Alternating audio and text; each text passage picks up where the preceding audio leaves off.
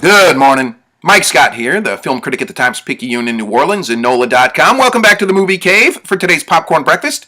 Today is Monday, December 8th, 2014. And the Oscars aren't until February 22nd, but don't look now, but those Oscar races are really starting to hit their full stride. As we get closer to the end of the year, we're starting to see a number of film critics groups release their year-end best lists. And we still have several of them to go. We also still have Hollywood's Guild Awards to narrow down the field, but we can start seeing trends emerge as the film critics groups release their announcements. Over the weekend, we got those announcements from the Los Angeles Film Critics Circle, as well as from the Boston Society of Film Critics. Last week, we got them from the New York Film Critics Circle, as well as from the National Board of Review.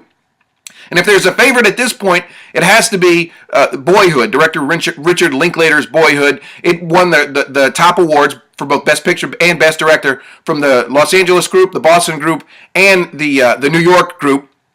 So it's not a consensus at this point, but it does look like it's building some momentum. As far as Best Actor, it's a little bit harder to pin down. If there is a favorite at this point, maybe you'd have to lean toward Michael Keaton of Birdman. He's taken home a couple of trophies, but again, the jury's still out on this one.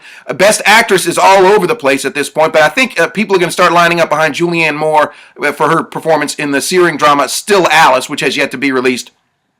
But again, it's very early in the season. We're going to start seeing a lot more of these critics groups, and with every critics group that announces its best list, it's really going to start honing in. We're really going to start to get a better idea of who the front runners are at this point. But so far, that looks like it. Boyhood, Birdman, and Julianne Moore of Still Alice are the ones to watch at this point.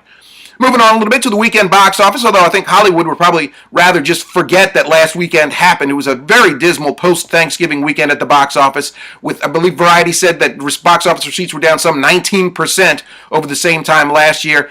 If there was a winner, you would have to give that title to The Hunger Games Mockingjay Part 1, which held on to its title for the third week in a row as the number one film at the box office, although it only made just a little bit more than $20 million reportedly. That was good enough to put its global total over the $500 million mark. But again, nobody can really claim to be a big winner this week at the box office. Next week, though, we're going to get a new batch of films. Ridley Scott's Exodus, his biblical epic starring Christian Bale as Moses, for example, is one of the new films there. That'll probably help get the box office back on track for the holiday movie season.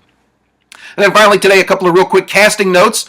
Benedict Cumberbatch, who can next be seen in The Imitation Game, which lands on Christmas Day. He's reportedly signed on to play Doctor Strange in Marvel Films' adaptation of that comic book property. And then in addition, Ryan Reynolds, who you remember a couple years ago played Green Lantern, looks like he's returning to the superhero game. He's reportedly signed on to play Deadpool in that X-Men spinoff. That movie starts shooting in March. What's more, there are rumors that it may be looking at New Orleans as a shooting location, so we'll bring you more on that as it develops.